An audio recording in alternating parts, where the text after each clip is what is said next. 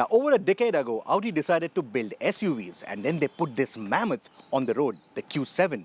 Now, over the years, it has got a lot of nips and tucks and equipment upgrades, which have helped it withstand the test of time. But then this design has started looking a little outdated. Despite that, it still has a very high desirability quotient. That is until you see the new Q7.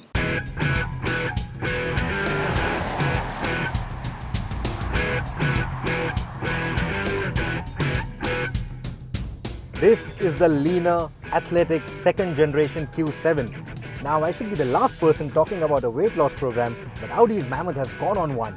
And this thing is over 300 kilos lighter than the outgoing Q7.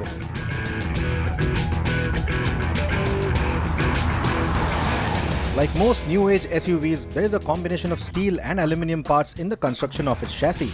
But the material weight isn't everything. Weight is also being saved in almost every component of the car, including the suspension, the seats, the exhaust system, and even the cooling mechanism. The result is that the Q7 tips the scales at a little under 2 tons depending on the spec and equipment you choose. The weight loss is evident the moment you get the car rolling. Now, if you remember, the earlier Q7 had a certain degree of reluctance when it used to approach corners. It used to make its weight evident with a lot of body roll. This one feels different. It feels more agile, feels a little more flatter. The new Q7 has torsion rings that reinforce the chassis, and that contributes towards the better handling dynamics that this vehicle has over the outgoing Q7.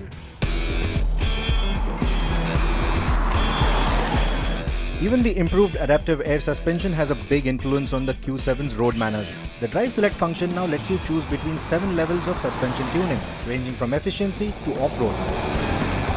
We couldn't test the latter on the Swiss roads we drove on, but in India, you won't have a difficulty in finding the right setup unless you want to challenge the laws of physics. The drive select also has a say in the way the engine, the gearbox, the steering and the quattro system behaves.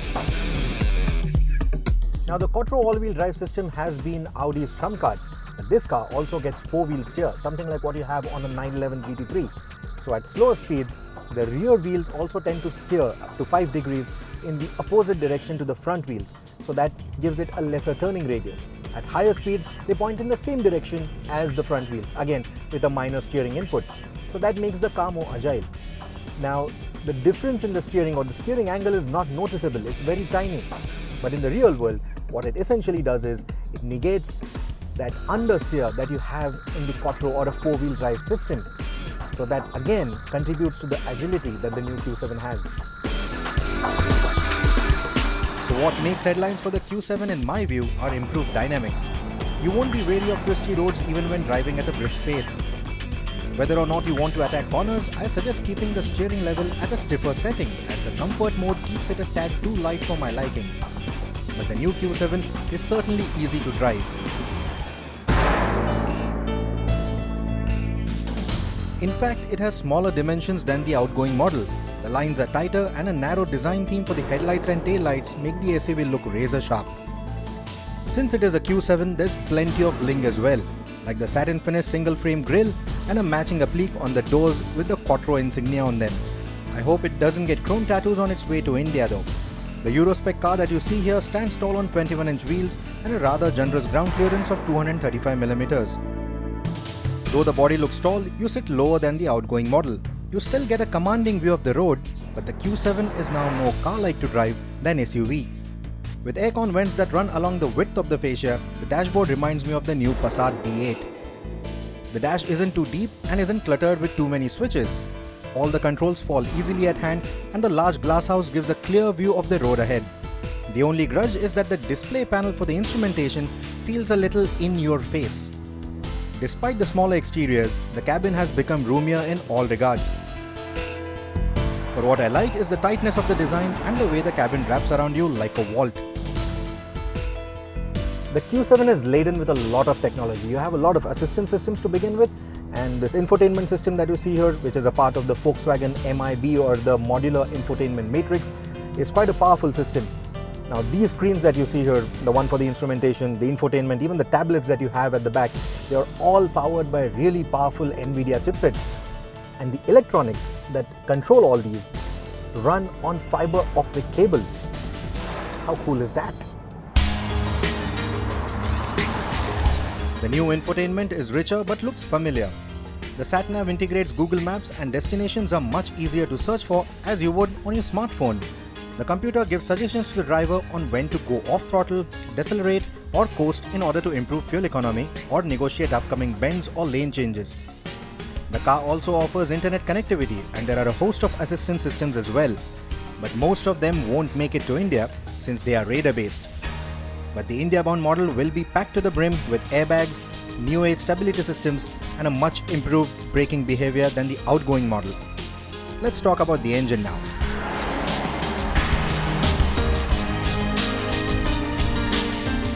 Powering this car is an updated version of the 3-litre V6 turbo diesel that we had in the earlier Q7. The power rating has gone up. Now it produces about 272 PS compared to the earlier Q7's 240 PS. Even the torque output has gone up 600 Newton meters and it's available between 1500 to 3000 RPM. Audi also claims that this vehicle can go from 0 to 100 km an hour in 6.3 seconds and reach a talkback of electronically restricted 234 km an hour. 3-litre mill is eager as always and the torque just keeps coming. It is fed to the quattro system through an 8-speed automatic gearbox. It comes with paddle shifters as standard fitment and to improve fuel economy, it also gets a freewheeling function when the driver steps off the gas. The engine also comes with something called the vaporization function which allows it to run at under 1000 RPM. What that translates into, along with the weight savings and of course a drag coefficient of 0.32, is an improved fuel economy. Audi is claiming that this car can manage 17.5 kilometers to a litre. I think in the real world it will be something between 10 to 14 kilometers to a litre, but we'll comment on that after we put this car through a road test whenever it comes to India. The onboard computers indicated between 12 to 13 kilometers per litre during our drive. Audi is also readying a diesel hybrid, the Q7 e-tron Quattro. It will produce about 370 PS of power and 700 Newton meters of torque and still claim a fuel economy of over 58 kilometers to a litre. With Toyota, BMW and Volvo giving a positive nod to hybrids for the Indian market, don't rule out the possibility of a brave Audi India bringing down the Q7 e-tron too. But that's a story for another day. What is certainly coming soon is the new Q7 TDI you see here. And if you're in the market for a full-size luxury SUV, then the wait will be worth it. The second generation of the Q7 is a worthy successor in every sense of the word. From the way it's designed to the technology that it packs and the performance that it offers, it is better than the outgoing model in every respect. Now, I'm not sure if this one can also pull on for 10 years like its successor did, but I think it's well poised to carry on the legacy of giving its competition a very hard time.